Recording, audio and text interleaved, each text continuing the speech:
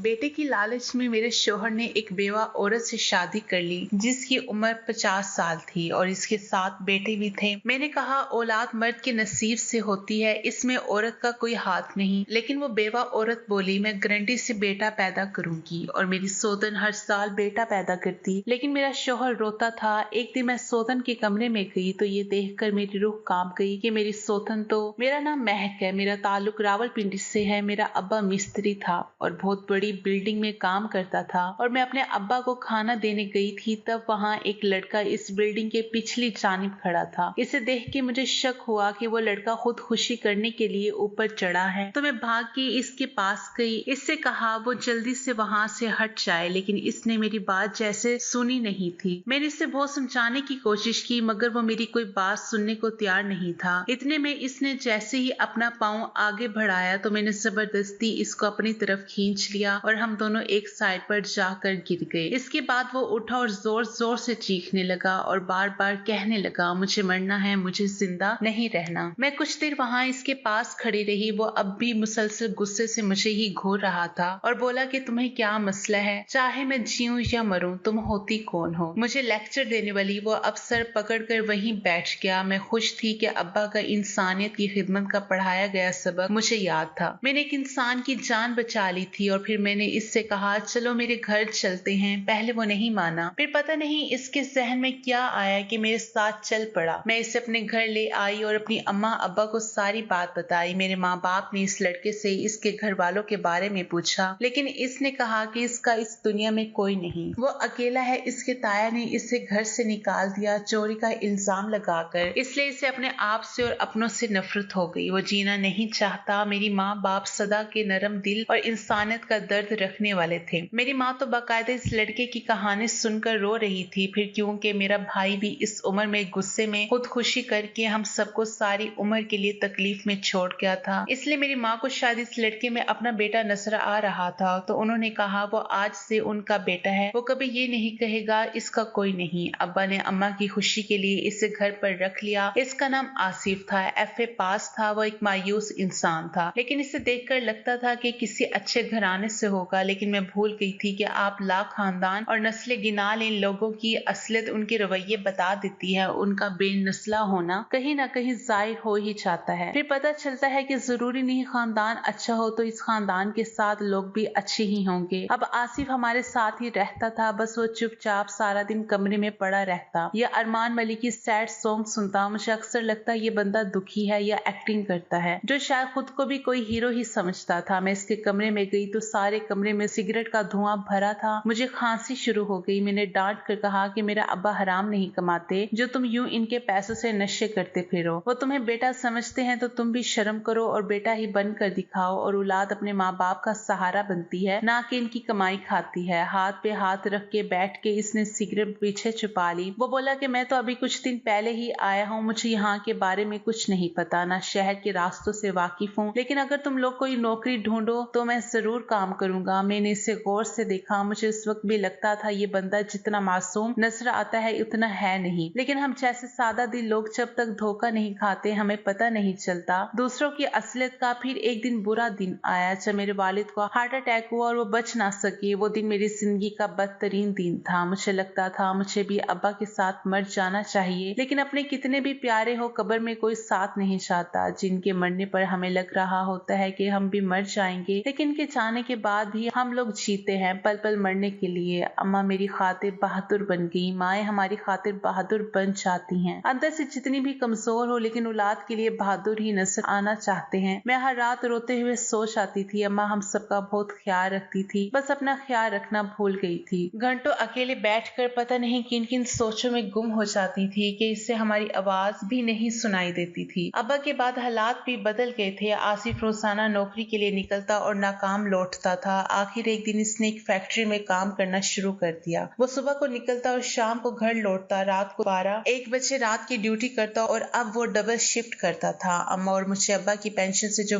पैसे मिले वो देखकर हम लोगों ने घर का कर्ज चुका दिया जो बैंक से लिया था, घर गिरवी रखवा कर, जो सूद के बाद इतना बन चुका था। बाकी सारी पेंशन में मिलने वाली रकम इसकी नसर हो गई थी। अब महीने बाद अब्बा की पेंशन के जो पैसे मिलते इसे अम्मा मेरे जहेज की चीजें बनाने लगी। एक दिन अम्मा अम्मा मेरे लिए दुल्हन का लिबास लेकर आई और कहा मुझे बहुत अच्छा लगा था, सुर्ख रंग का खूबसूरत फ्रॉक। मैंने सोचा मेरी बेटी को बहुत अच्छा लगेगा। तभी आसिफ वहाँ आया और जैसे इसकी नजर इस सुर्ख फ्रॉक पर पड़ी, चेहरे के तासुरात बदले और वो जल्दी से वहाँ से चला गया और खुद को कमरे में बंद कर लिया। कुछ देर बाद कमरे से इसके रोने की आवाजें आने लगी। मैं और अम्मा ने दरवाजा पीट डाला लेकिन इसने दरवाजा न खोला। अम्मा ने इसे आवाजें दी, अपनी कसम दी तो इसने दरवाजा खोला और अम्मा के गले लगकर रोने लगा। वो पहला दिन था जब मुझे लगा इस शख्स के आंसू मेरे दिल पर गिरते हैं। वो रोता है तो मैं रोती हूँ, वो खुश होता है तो मैं खुश होती हूँ। उस दिन आसिफ ने बताया कि इसकी एक बहन थी जो मासूर थी, इसका रिश्ता कहीं नहीं हो रहा था। हम सब इसके लिए परेशान थे। तभी हमारे खानदान में किसी की शादी थी। मेरी बहन ने भी कहा कि इसके कपड़े लेने हैं, पहली बार इसने हमसे कुछ मांगा था, इसलिए हम लोगों ने इनकार नहीं किया और हमें बाजार से इसके लिए जोड़ा ले आए। वो दिन वाही दिन था जब हम सब ने इसके चेहरे पर मुस्कुराहट देखी थी। वो सुर्ख जोड़े में मुस्कुराती हुई इतनी खूबसूरत लग रही थी कि मेरी माँ इसकी नजर उतारती रही। शायद इसे हम सबकी नजर लग गई थी, जो हमारे सामने ही बेहोश होकर गिर गई। हम इसे अस्पताल ले जा रहे थे कि रास्ते में इसकी मौत हो गई। डॉक्टर ने बताया कि इसकी मौत की वजह दिमाग की नसों का फट जाना था और ऐसा किसी बहुत बड़े सदमे को बर्दाश्त न कर पाने से होता है। वो मरने वाली तो मर गई मगर अपने पीछे हमारे लिए बहुत से सवालात छोड़ गई थी कि इसकी जिंदगी में ऐसा क्या हुआ था कि इसे सदमा था। वो बल आखिर डिप्रेशन की वजह से मर गई। इसकी मौत के बाद मुझे इसकी एक सहेली ने बताया कि वो मेरे इसी कजन से मोहब्बत करती थी जिसकी शादी थी। तब से मुझे सुर्ख रंग से नफरत है। मैं जब भी सुर्ख रंग देखता हूँ मुझे मेरी बहन याद आती है। मेरा नाम भी मेरी बहन ने रखा था। वो मुझसे 7 साल बड़ी थी। मैं इसके हाथों में खेला था। मैं और मेरी बहन अपने माँ बाप के लाडली औलाद थे। जब मैं 15 साल का था तो मेरे माँ बाप की वफात हो गई और मेरी माँ ने दूसरी शादी कर ली। मेरे दूसरे वालिद जो मेरे ताया थे वो अब हमारे साथ हमारे घर में साथ ही रहते। मेरी इनसे ज्यादा बात नहीं होती थी क्योंकि मैं इन्हें पसंद नहीं करता था। और फिर जब मैं 20 साल का हुआ तो मेरी जिंदगी में एक लड़की आई जिससे मैंने अपनी जान से भी ज्यादा प्यार किया। वो भी मुझसे इतना प्यार करती थी कि इसके घर रिश्ता भेज दिया और इसके घर वालों ने हाँ कर दी। मेरी शादी से ठीक 2 हफ्ते पहले हार्ट अटैक की वजह से मेरी मामा की मौत हो गई। मामा की मौत के बाद मैं बहुत टूट चुका था लेकिन जीने की एक उम्मीद बाकी थी, वो थी